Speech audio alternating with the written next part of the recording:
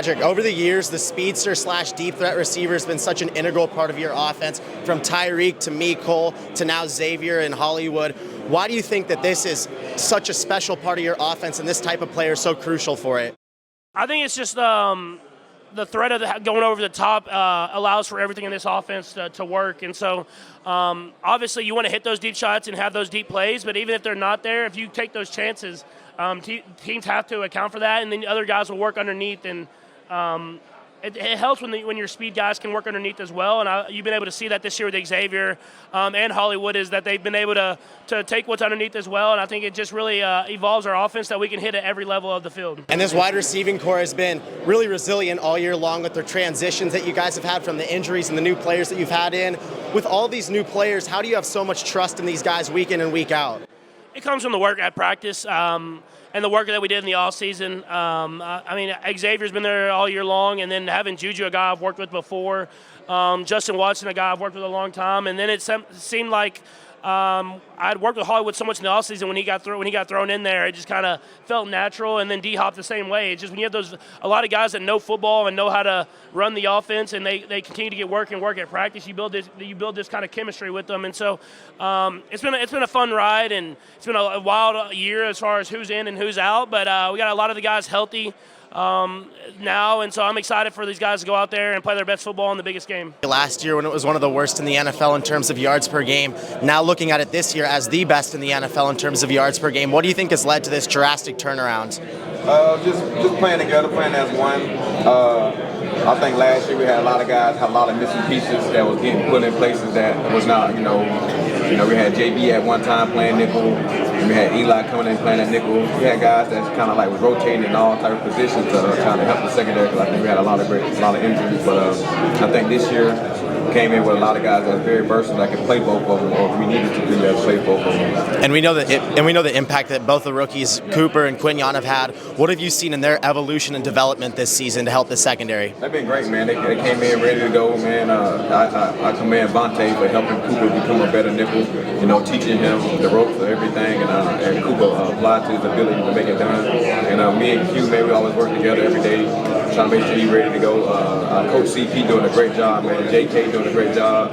Rory doing a great job. All them guys back there, and our secondary coaches are doing a great job coaching us together and being on one page. Appreciate it. We know that, Patrick. Ladies and gentlemen, we are joined here with Rams defensive tackle Kobe Turner. How's it going, my man? Pretty good. How are you? Doing great, man. I appreciate it. All right, we know that you guys had a tremendous season. There were a lot of question marks about this defense, especially losing Aaron Donald. But you guys come in with this young defensive line. Talk to me about the strides that you guys took defensively this year. Yeah, we made a lot of growth as a defense. It started off a little shaky, but there's a lot of growing pains with me and my leadership, having a first-year defensive coordinator, me and Q both being first-year captains, and then just having a young defense. But at the end of the day, we play with a certain mentality, with a certain edge, with a certain energy. And so as the season, continued to go along, we started to really catch our stride. So super proud to have been a part of that group and excited for what we got next year. Yeah, you guys are a super fun team to watch. And speaking of energy, Jared Verse, he is quite the energy guy for that defense along with yourself.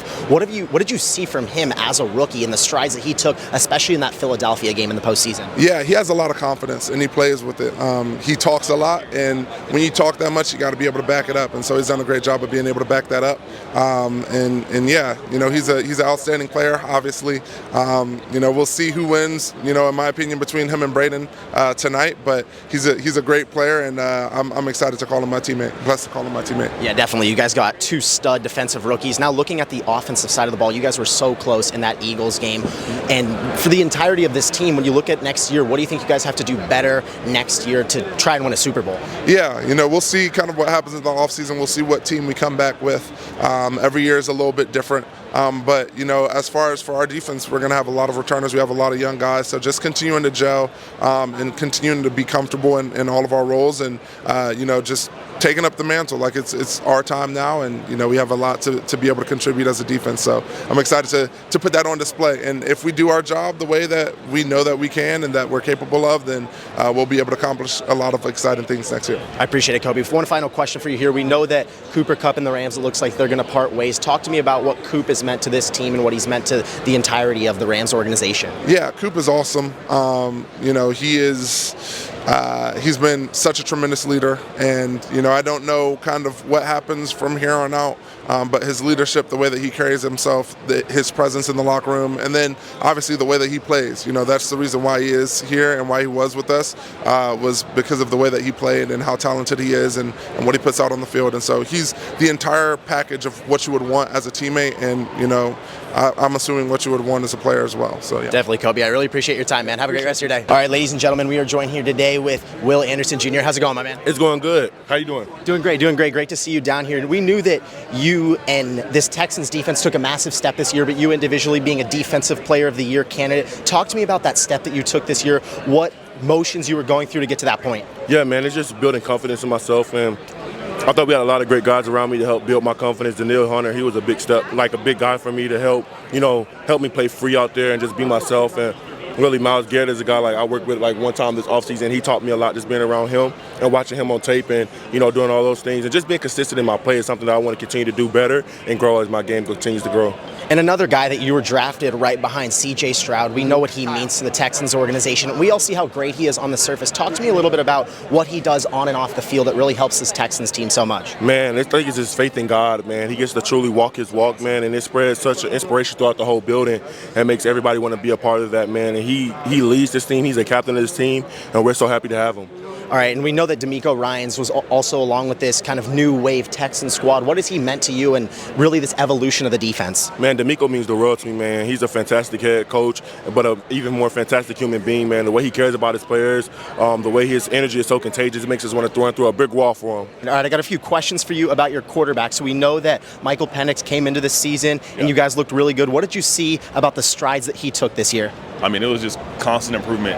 The thing with Mike is he had the chance to learn under Kurt for a whole season, and then when he got in the game, it was nothing was foreign to him. He was calm, he was composed, he was ready to go, and he just had the right tenacity to go out there and be the best that he can be. And I mean, he had a lot of great players around him as well to keep him comfortable, to keep him right, and I mean, he just did it the best, did the best for himself. For sure. And we know that there were so many young weapons like you, Pitts, Drake London, and Michael Penix himself. What was it like with Kirk Cousins really taking everybody under his wing, being the veteran presence that he is? I mean, it was huge, man. Having him be in the league for 10 plus years, and having that experience and having us young guys learn from him and hear his habits. Yeah. I mean, it's been really great for me. He's been teaching me how to be a leader, how to be a better performer when it comes on the field and off the field, and it's been just super fun having a guy like him, helping us out and trying to make us the best that we can be too. All right, ladies and gentlemen, we are joined today here with Chris Sims down here at Radio Row. Now, of course, you've been paying attention to the NFL world, but in the NBA, this massive trade with Luka Doncic. I have a question that's been popping up, the untouchables in the NBA. But let's take it a step further to the untouchable quarterbacks in the NFL. Now, obviously, we're looking at Mahomes, we're looking at Josh Allen, Lamar Jackson, Justin Herbert, and Joe Burrow. Let's say those top five, we all know that they're untouchable. Yeah. Give me your list of the next top five that you believe are the guys that are absolutely untouchable right now. So wait, you said, let me just say, we know Burrow, Lamar, Mahomes, Josh Allen, and Justin Herbert. Justin Herbert, sure. I think C.J. Stroud is probably untouchable. Hold on, Jayden Daniels has become untouchable, so let's just throw that out there right there. Okay, that quarterback-wise, maybe Jordan Love, maybe. Yeah, I don't know yet. Okay. I mean, it's getting towards him and Jalen Hurts. I think are towards untouchable land, but maybe not there yet to what we're trying to say here. So Stroud and Daniels so far. I think so. After that, after the five you mentioned, I feel like I might be missing one, but no, I think you're right there. Now, I also think. There's probably a few defensive guys that I think can probably be that too, right? I would, Myles Garrett's untouchable until he says I don't want to be here and be touched again, right? I want to be touched here, right? So him, T.J. Watt, I think Micah Parsons is probably that would put them in the untouchable area. Any running backs we're missing? No. Receivers, I think there's another one where I think there's a few there that I would say. Maybe the untouchable area. Actually, maybe just because the positional value definitely plays a big role in this. So you're looking at the defensive end, outside linebackers, pass rushers. Right. And then if it's receivers, I feel like Justin Jefferson would probably be untouchable at this point. I think maybe that would be it. Christian Gonzalez too. Maybe corner. He's been walking around here. Maybe not yet. He's going towards that world, but I don't know if he's there yet. Yeah. Right. Okay. All right. Another question though. I like that. Yeah, I appreciate that. Yeah. Obviously that blew up the sports world. What are your thoughts of that trade? I mean, I was I think like a lot of you, where I'm just kind of getting into the NBA now that the NFL season's coming to an end. Exactly. And I was like, wait, is this real? Am I looking at, let me click my phone again. Oh, all right, well, it is real. Couldn't believe it, I think one just couldn't believe it because you don't see two players of that magnitude usually swapped. And then I did the first thing where I'm a pretty big NBA fan, and I was like, wait, isn't Luka way younger than Anthony Davis? Yeah. And then you look that up and you go, wait, he's 31, he's 25. Holy crap, this is crazy.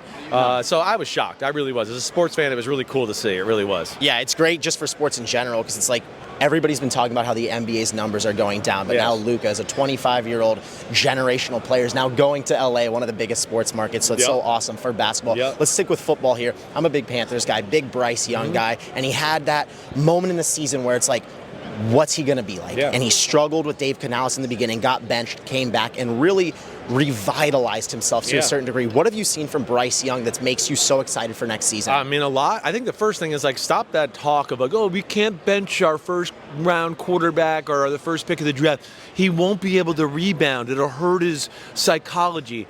If it hurts his psychology, then he's not your quarterback, and you can move on with life. That's it.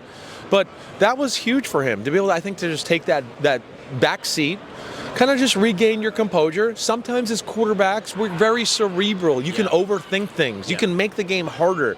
I got benched once in my life, and I went over there, and then I saw the guy come in, and he hit that receiver, and I was like, what was I making that so hard for? Just read the guy. It's a curl route, Chris. Come on, be better there, right? So you do lose your way in that way, and that time for him, I think, was huge, and he was phenomenal down the stretch. I mean, phenomenal. All the things that I worried about him, making some big throws with power in his arm, hanging in the pocket, he got better at all that, let alone he's got a nice little sixth sense about him, where to slide, where to drop the ball. Incredible touch. He does. And I was really happy because people think I didn't like him because he wasn't my number one quarterback coming out. C.J. Stroud was. Agreed. But I like him, and I got a lot of respect for what he's starting to do here. Yeah, and I wouldn't say that that's necessarily the most talented receiving core, and they just finally invested into that offensive line, and now we see with Dave Canales, he really took that big step forward. So I'm excited for year 3 for Bryce Young, and we also saw that with Anthony Richardson, where he got benched, came back. It felt like he took a really good approach to the situation where he got benched and learned how to be a pro after he tapped out. But let's go to the big game here.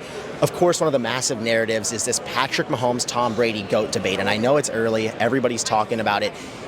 What are your thoughts on this GOAT debate? If Mahomes wins his 4th, 3 in a row, something that Tom Brady never did, what are your thoughts on the GOAT debate? How legit is it? It is. It's legit. I mean, nobody's better than Patrick Mahomes in the first 7 years of your career ever. Nobody. Tom Brady's not. It's not.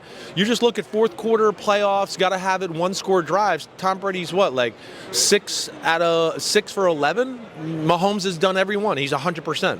It's nobody clutcher than Patrick Mahomes. There's nobody that's done what he's doing right now. He got, from the get-go, it was, hey, carry the team. We need 350 and 4 touchdowns. Your first start ever. Go ahead. Boom. So that's where it's different. Brady got an era of getting used to the game. We're going to play defense. We're going to run the ball. We're going to play that style, Belichick football a little bit, right? Then he became the guy that started to carry the team. So that's where, to me, it's a little different with Mahomes and all that. Of course, he's not up there with Brady in the resume yet. But yeah, this is another thing that closes the gap. Either way, I think you would agree. It doesn't matter what happens in this game or not. Mahomes is already one of the 2 best quarterbacks in the history of football, right? 100%. So that's just the way it is, and then we'll see where it goes from there. But yeah, he does this. I think you'll even get some Brady fans start to go, oh gosh, I don't know, he might be better, and he's coming, right? Yeah, right. I mean, 20-plus year career, 7 Super Bowls, and he won one with Tampa that was so impressive. But it's like, man, something that I keep looking at are those 2 losses, the one in the AFC Championship and then the one in the Super Bowl when Brady was at the end of his career. And I know that the Chiefs had that poor offensive line, but I would definitely still give it to Brady. But to your point, I hear you. Even if Mahomes has 3 or 4, no matter how many Super Bowls this guy has, after this season, you have to have a serious look at him being the second best quarterback of all time.